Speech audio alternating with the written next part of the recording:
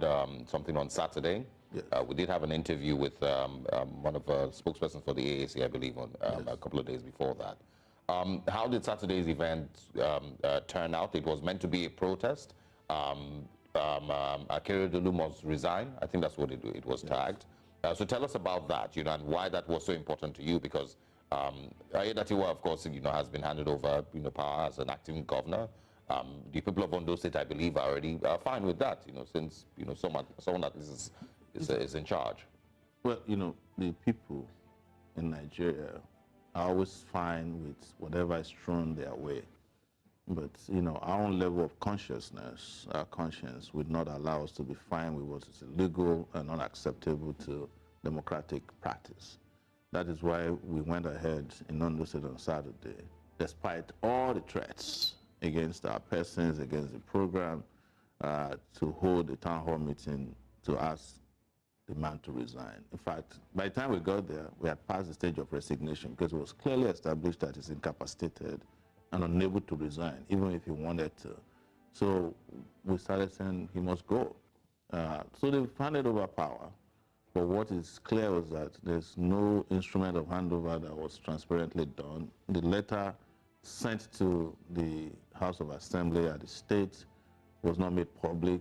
It was not signed. And the reason we didn't have a letter was because people who were forging his signature to carry out fraud in the state at that point had been outed and probably couldn't forge another letter. So we're not satisfied with that. We still want the man, having been incapacitated, to step aside completely. And that decision has to be made by the State House of Assembly. And they're not the kind of people I'm proud of, I will tell you, to invoke what they call the doctrine of necessity, make this one a governor. The problem with an acting governor is that it's like a very, very dictatorial position because you don't have a deputy. Yes. So you do whatever you want.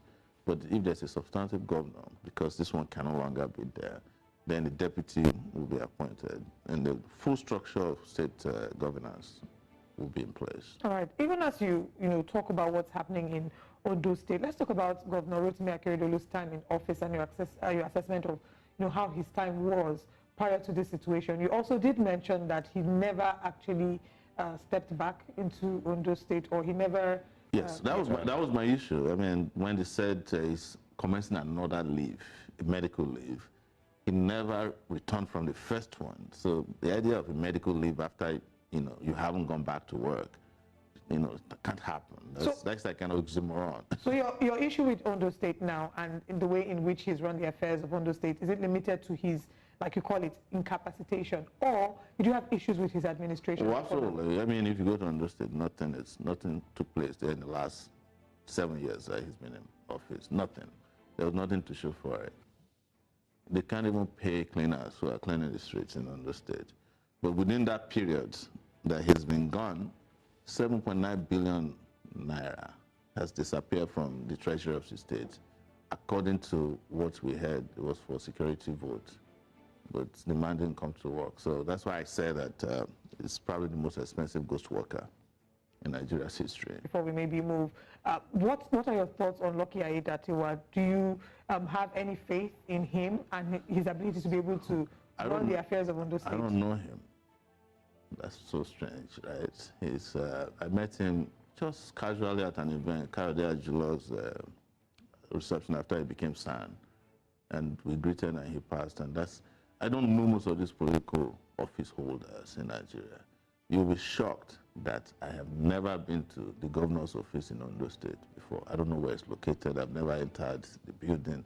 I actually have never entered the governor's house, governor's building in Nigeria.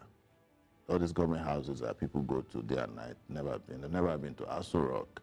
I was going to go there when I'm sworn in as president of Nigeria. But, they didn't hold the election in 2023.